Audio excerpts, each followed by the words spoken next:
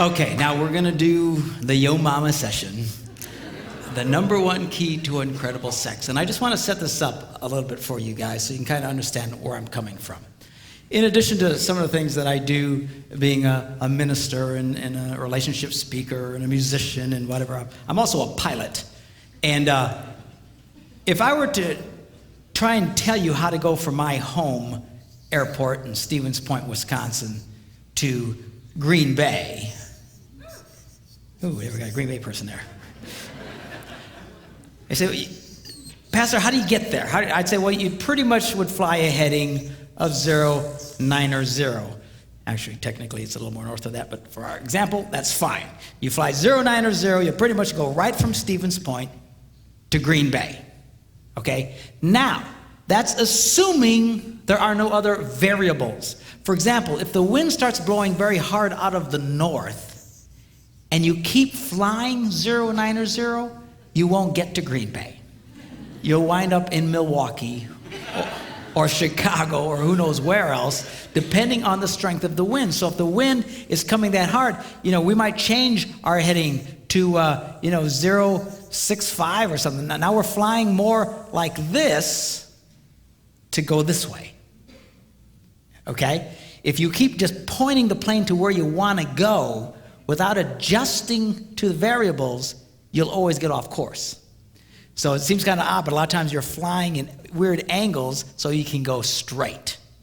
Now, what I'm going to share with you when I talk about sexual issues here is how to get from point A to point B. But it depends on your variables, and everybody has them. All right? And it's impossible for me to cover all of that in this session. I'll try and do the best that I can.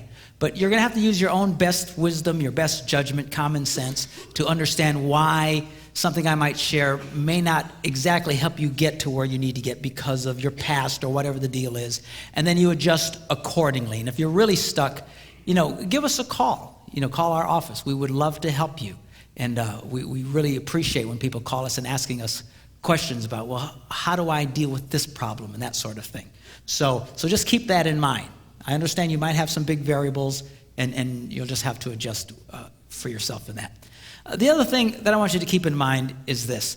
Being a minister, sometimes when you start talking about sexual things and you start to try and explain to people why you have certain moral stands, they don't really understand, but there's a reason for that. The reason God encourages people to wait until marriage to have sex is because when you have sex outside of marriage, you run a very high risk of messing things up. Now, this is particularly true for men. Men tend to imprint off of their early sexual experiences, much like a bird. Some of these birds, these cranes and stuff, they imprint on the first thing they see after they're born. I don't know if you know about this, but there's some animals that when they're born, the first thing it sees, it imprints on and thinks it's mama. So if these stupid cranes are born and a chicken's around, it's going to follow the chicken and ignore its mother. And professionals who deal with these animals have to be very, very careful not to be seen. Or if I've watched them work with them while they're actually dressed up like gigantic cranes to get around them because they're not the brightest things in the world. It's mama, and they'll follow it everywhere. And men tend to imprint off of their early sexual experiences. If a man's early sexual experiences are in the context of lust, which is what they are outside of marriage. It's not really about love, it's about lust, it's about heat, it's about the backseat of a car, it's about someone they don't really know. They tend to imprint on that. They tend to imprint on the sex and not the girl. Are you following me? It's like when they have this, these early orgasmic experiences, it's like their psyche goes, whoa, what was that? And it starts taking pictures. This is because they want to remember. And they imprint off of this. And that's why a lot of guys, they get stuck here.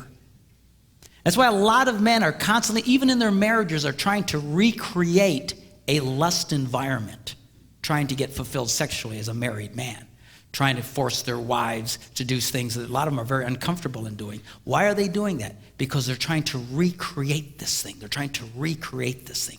See, if a man's early sexual experience is in the context of marriage, where he falls in love with this girl and all these people gather together and they all approve of it and they have this wedding and they're in a church and their God approves of it and all their friends and family approve of it and they have the biggest celebration of their life, and then on their wedding night and on their honeymoon he starts having these first experiences. Now he's imprinting on the girl and he connects to the girl at a very deep level.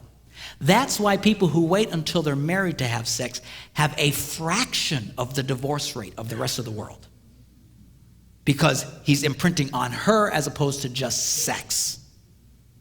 I met a man not too long ago who told me after a session, he says, I got a problem. I said, what is it? He says, I'm just not interested in sex, which to a Puerto Rican is very odd.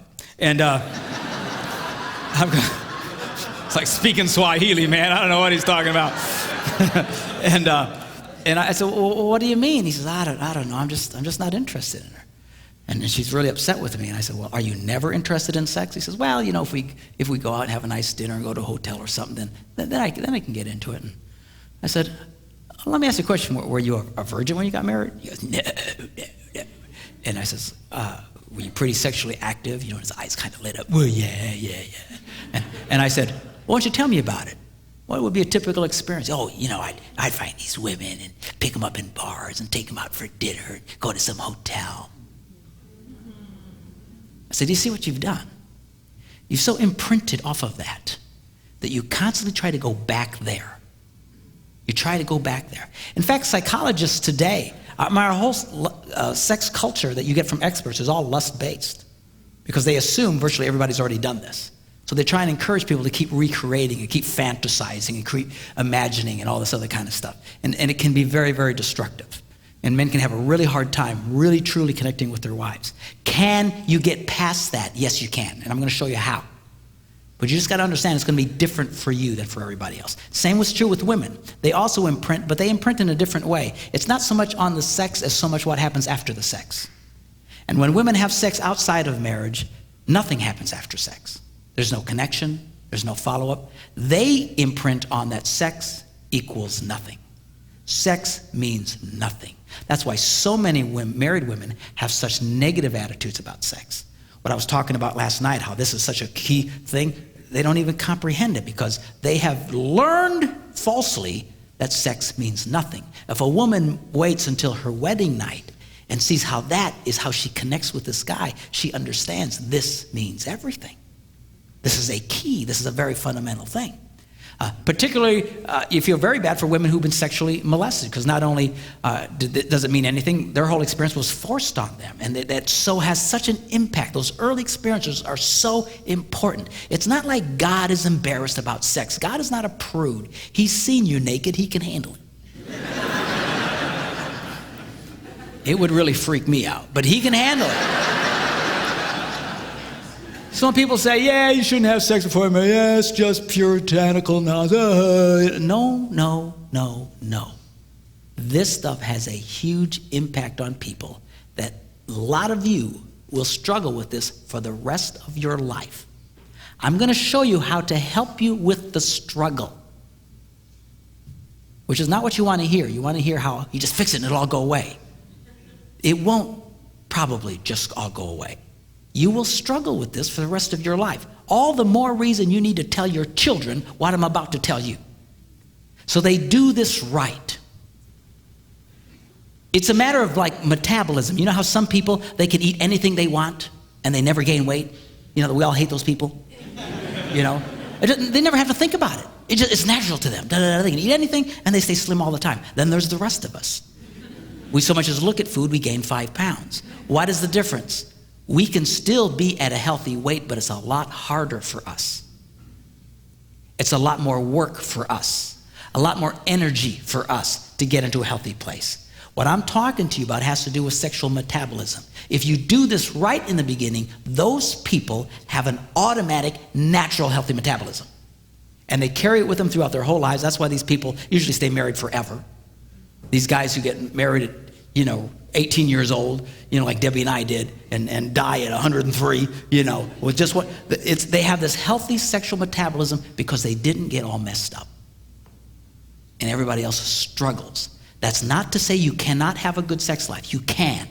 You can have a wonderful sex life. It's just for a lot of you, it's going to be more deliberate, and you're going to have to work at it a little bit harder than others. Are you following what I'm saying? I'm not trying to discourage you, but I'm not going to whitewash this to you. That's why you want to encourage your kids, wait. For the love of God, wait.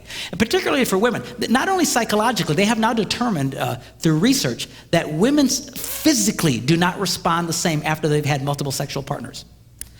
Women typically, when they have sex, they release a chemical called oxytocin into their bloodstream.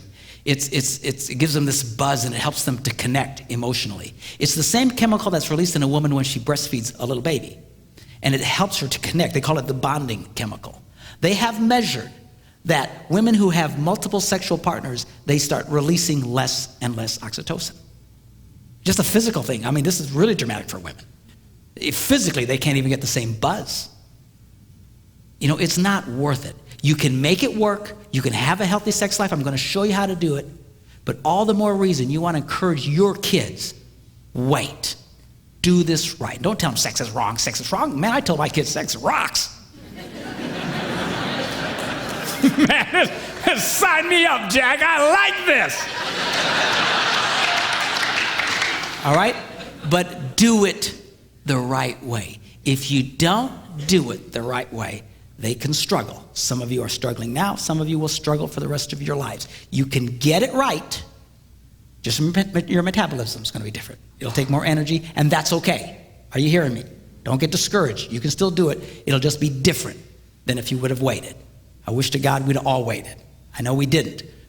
And it depends on the amount of damage. I mean, just because you had one or two, it doesn't like you're seriously damaged. But some people who've really been into this stuff before they got married, you struggle. I know you really struggle with this stuff. And hopefully what I share with you in this session will really help you. Okay, y'all okay? You ready?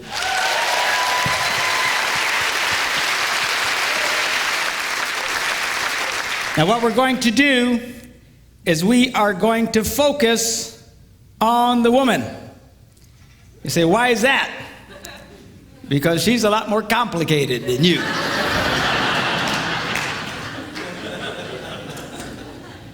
Thank you, dear. So we're going to focus on what it takes for a woman to experience great sex. You see, all a man needs for great sex is for you to show up.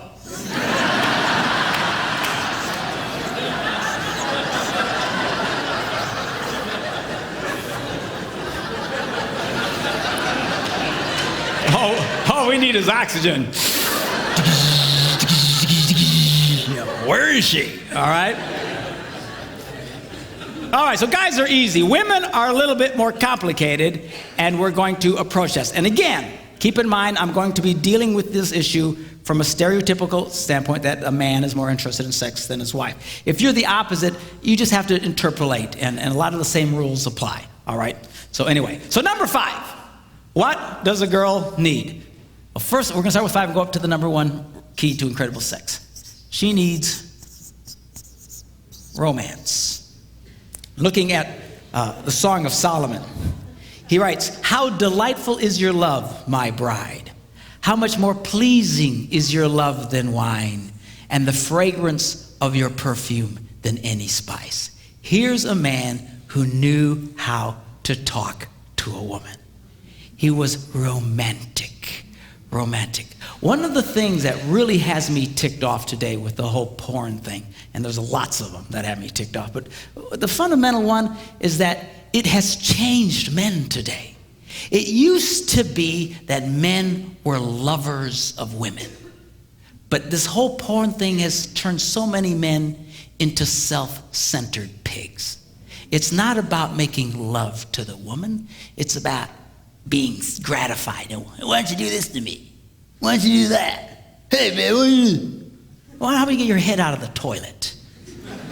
All right? You want to have a great sex life? You've got to learn how to be a lover to the girl. You know, a lot of guys get mad because women aren't as turned on as they are automatically, or don't have as much desire as they have. Guys will say, well, my wife's not interested in sex. Sure she is. All women are interested in sex. All women have sexual desire, but it's different from you. Your job is to be a lover to her and awaken the sexual desire that is in her. All right? And a lot of guys, they don't want to do that. They just want to be lazy. I know, I are one.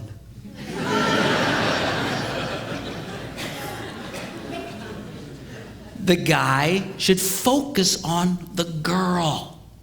It should be the man's goal to bring his wife to orgasm. You know, and you usually can tell by the way she responds, the little oohs and the ahs, and some of y'all it's yee-haw!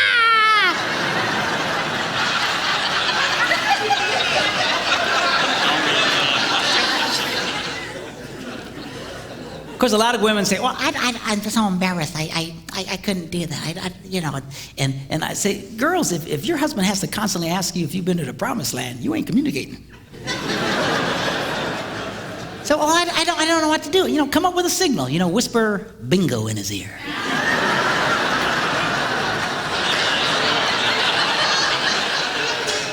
It makes for great code later. You can talk around the kids. They have no idea what you're talking about. Hey, baby, you up for some bingo later? Yeah, I can do some bingo, you know. Your kids will say, man, you ever see mom and dad play bingo? What's with the bingo thing, you know?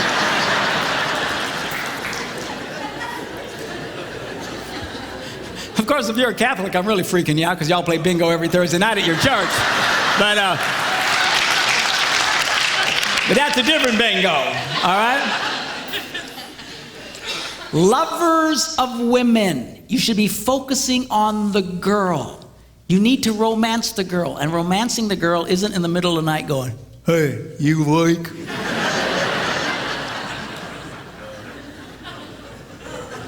Say, well, I'm interested then. Well, you know, look, if your wife likes you waking her up in the dead of sleep, then go for it. I don't care. The minute you feel turned on, you don't have to be immediately gratified. All that's doing is God reminding you, be nice to the girl. Be nice to the girl. Be nice to the girl. All right? And then that should kick you into your romantic mode, not your, hey, come here, baby. Help me out, will you?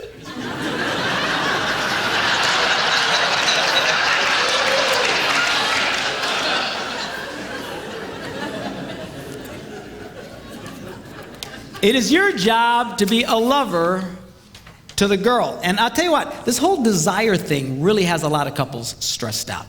Because we've always heard, all of our lives and all the books and all the sex education, this is how it works. You know, desire leads to arousal, which leads to sex. Right? We've all heard that. Great. Only one problem with that. It's not true for millions of people, particularly women. There's some guys, this works for them too, and they really struggle because I'm a man, I should be this way, but a lot of people, they're not. A lot of women exhibit little to no desire at all. And then they feel badly about themselves because they think, well, I should. Who told you should? Some stupid textbook? Who cares? I have discovered, asking couples and interviewing them, that, this whole desire thing, a lot of guys, she's just not ever interested in sex. She doesn't want to have sex. And I said, really? I said, well, let me ask you a question. Will she have sex with you? Well, yeah. Well, what's she like when she does? Oh, she's incredible. In fact, I've actually come to the point, I don't have any data to support this, but just, from the couples I've talked to, but I've come to believe that some of the most sexual people on the planet exhibit little to no desire at all up front. In fact, a lot of women who are incredible sexual animals only feel like doing it when they're doing it. They don't lead with this big desire thing in front. Now stop and think how that changes your view of yourself. Because right now, if you think, well, gee, I never feel that much, there's something wrong with me, and then you develop a negative attitude about sex. See? And a lot of guys get angry at their wives because she never initiates it. She never wants. Well, who cares? Who cares? I promise you, in my house, I am the initiator.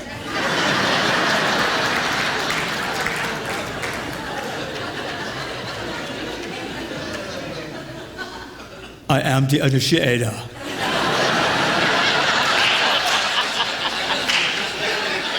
I will initiate, and then I'll be back.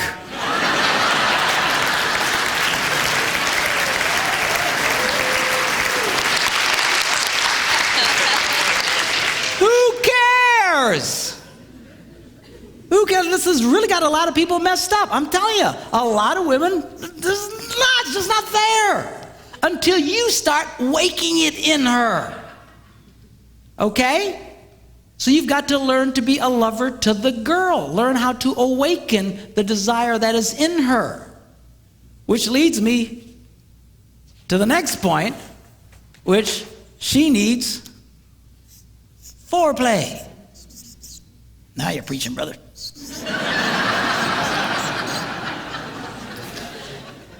And let me say this to you. You know, a lot of guys' way of initiating sex is they'll ask their wife, you want to have sex? And the answer more often than not is no.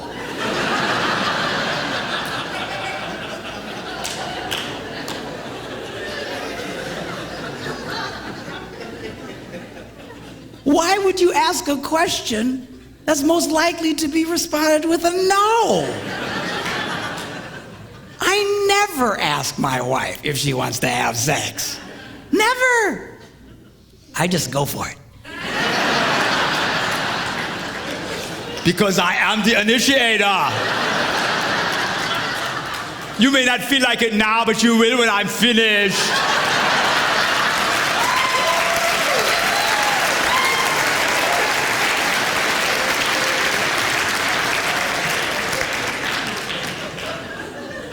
Man, if your idea of romance and foreplay is, you want to have sex? There's something wrong with you. Come on, rise up. Take your place. Now check this out, Song of Solomon. I love this. He writes, your stature is like that of the palm tree, and your breasts are like clusters of fruit. I said to myself, I will climb the palm tree. Now take hold of the fruit. Hallelujah!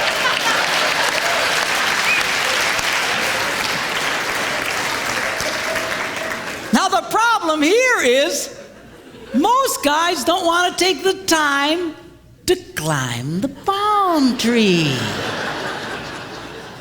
They just want to hop in a cherry picker and swing in and grab the coconuts. Hey, baby, come on. You want to have sex?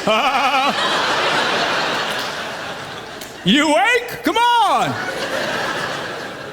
Stop that. You've got to learn how to climb the palm tree. You got to learn how to touch the girl, how to romance the girl. And you need to be romantic. You got to mix it up. Don't be so puking predictable. A lot of you guys, the minute you touch her, she knows what's coming. Why does she act like that? Because you're so obvious. You're so predictable. Women are not interested in a formula. Men are by nature formulaic. You do this, you do that, you get that. You do this, you do that, you get that. You do that. All right? And she's not, you do that every time with her. She just, get away from me. You need to mix it up. Got to learn how to climb the palm tree. You really want great foreplay? Turn it into a 24-hour deal. I call it slow roasting your woman.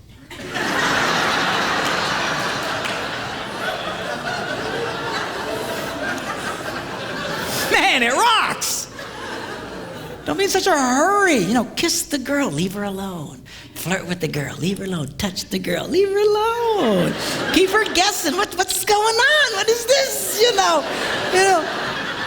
My wife will come out of the shower and say, hey, baby, just lay down. I'll give her a back rub and she'll fall asleep. Now cover her up. Now just crawl into bed next to her, turn off the light and go to sleep. So I couldn't do that, Pastor. I'd go blind.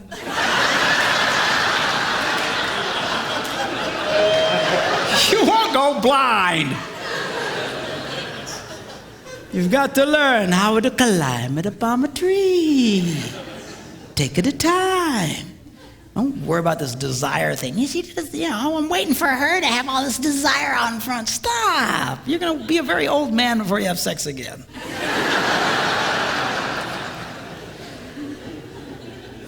All right? Number 3, she needs time. Check this out. He says, how beautiful you are, my darling. Your eyes behind your veil are doves. Your hair is like a flock of goats.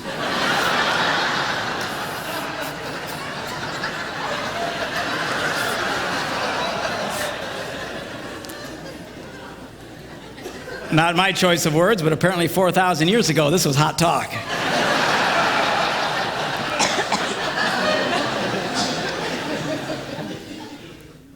Your lips are like a scarlet ribbon. Your mouth is lovely. Your neck is like the Tower of David. Your 2 breasts are like two fawns, like twin fawns of a gazelle that browse among the lilies. And check this out. He says, until the dawn breaks and the shadows flee. In other words, all night long. This dude had to be in his 20s, man, I'm telling you.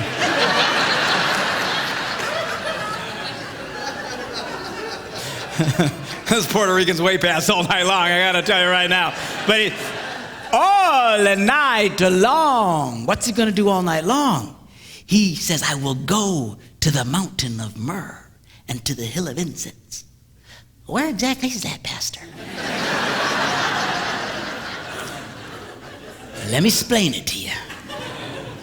If you look in the back of your Bible where they have all those nice maps of the Holy Land and stuff, you can look as hard as you want. You won't find Myrrh Mountain anywhere. So, well, where is it? Well, now think it through. Talks about her hair, and her eyes, and her nose, and her lips, and her neck, and her breasts. Ends up at Myrrh Mountain. Where do you think it is?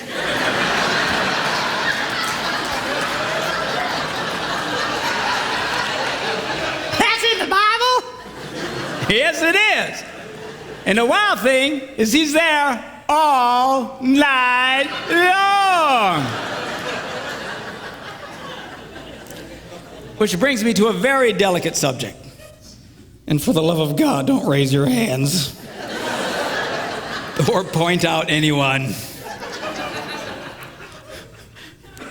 But this is a problem for a lot of guys. I was watching this TV show once. My wife was in the hospital, and I was in the hospital with her, and we're just kind of killing time watching TV and flipping through the channels and all these daytime shows and different chick shows, talk shows. And we hit this one, and the lady says, today we're going to be discussing why women have a difficult time achieving orgasm. I said, okay, I'm in.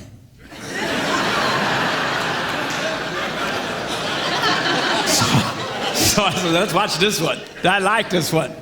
So they have these women, and they have these psychologists and these doctors, and they're all, what's wrong with us? What's wrong with us? You know, women, what's wrong with us? We stink, we stink, we stink. And then they would go to the commercials, and they would do these teasers where they would ask a question and then give potential answers, and then you had to wait till after the commercial to get the answer, right? It's a teaser, make you stick around.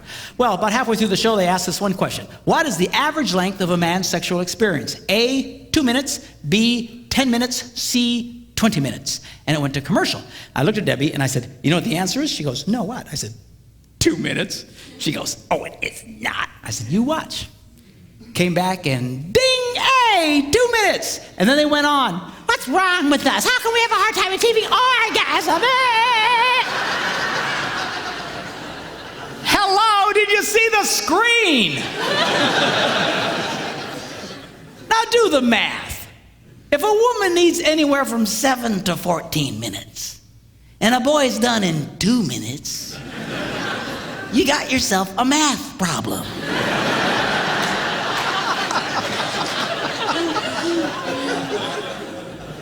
And the worst part of it is, 2 minutes is the average.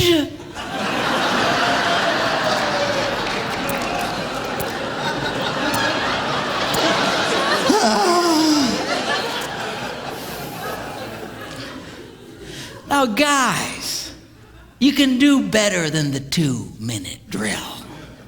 There's all kinds of things you can do. There's all kinds of books. There's all kinds of helps. There's exercises you can do. And I don't like exercising, but this stuff I can do. You know, that where you can get past this 2-minute drill problem. Now, ladies, you have to understand the number one element to enable a man to beat the 2-minute drill is regular, consistent sex. Yeah, that's what I'm talking about.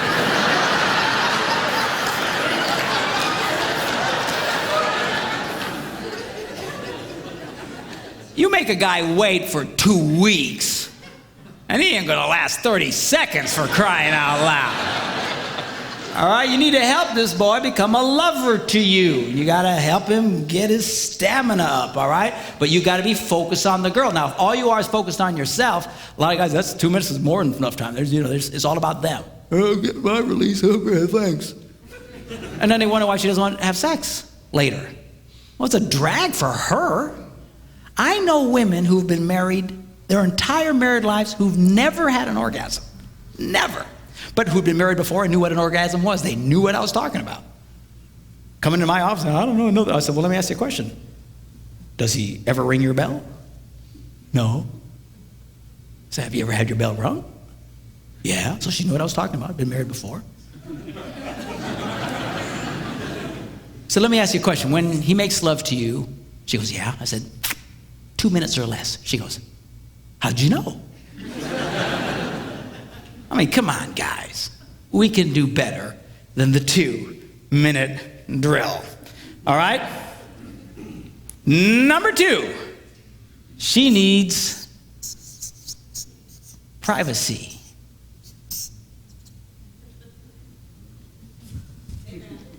Amen. He writes, let us go early to the vineyards, secret place, private place, to see if the vines have budded.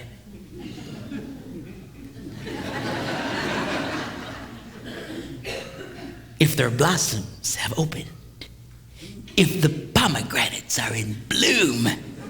People sure are into gardening. And there he says, I will give you my love. It's going to be very difficult for a woman to feel very sexual or turned on if she doesn't feel that her lovemaking to you is safe and private. All right? Which means chances are, if you have dinner guests waiting in the next room, she won't be very interested.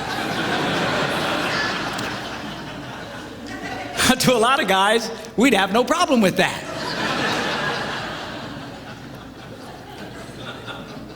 Make yourselves at home. There's Doritos in the cupboard. We'll be with you in a little bit.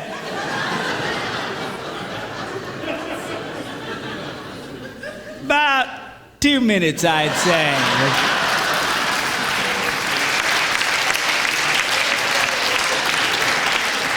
She's not going to be interested in that, you nitwit. That's why for a lot of women, just having children makes it difficult for them to feel very sexual.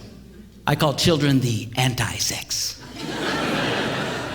Because they're always around, it's always around, and it's hard for them to feel very sexual. You got to work with her on that. And ladies, you know, there's locks on your doors, use them, you know. You can't just neglect the sexual needs of your husband until they're 18. Don't worry, honey, they'll be gone eventually.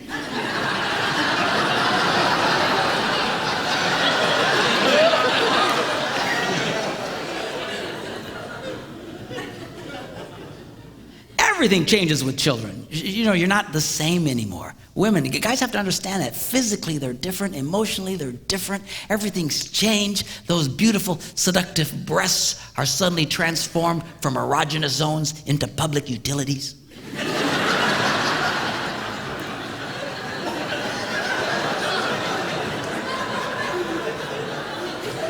And guys, she's being touched all day long.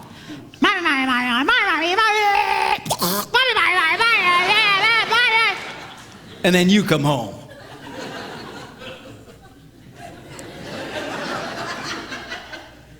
Hey, baby.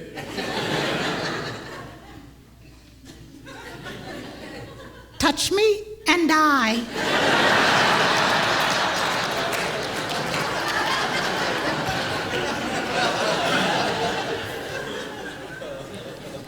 You know, you hang a couple of monkeys from your testicles all day long, see how you feel at the end of the day. I'm good. I'm good, thanks.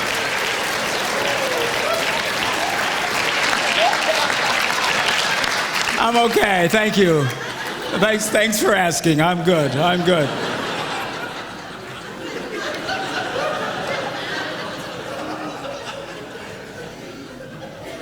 Boys, she's not the same, but girls, he is. Ain't nothing happened to him. He's still the same wild man you married.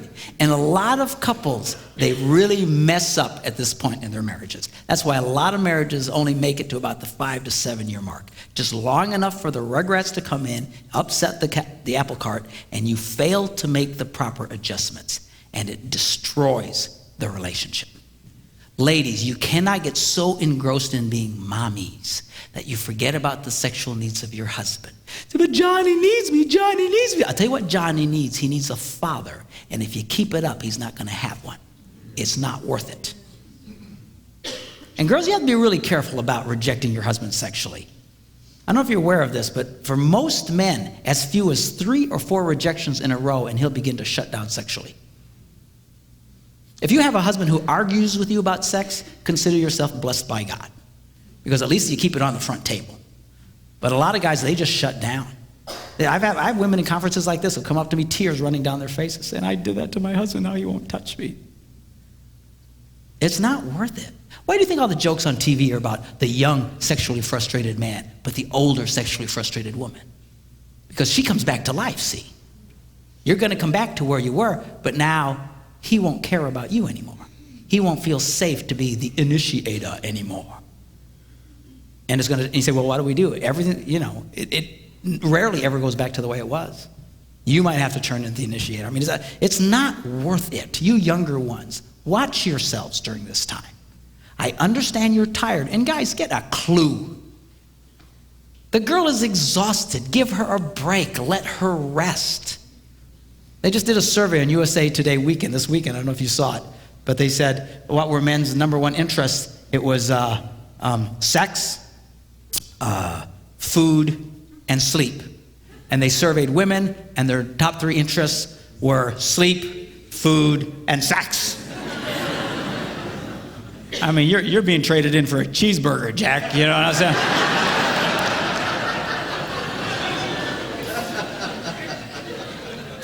Help the girl. Let her rest. Give her a break.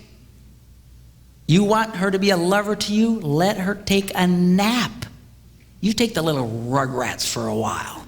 Let them peel your brain apart.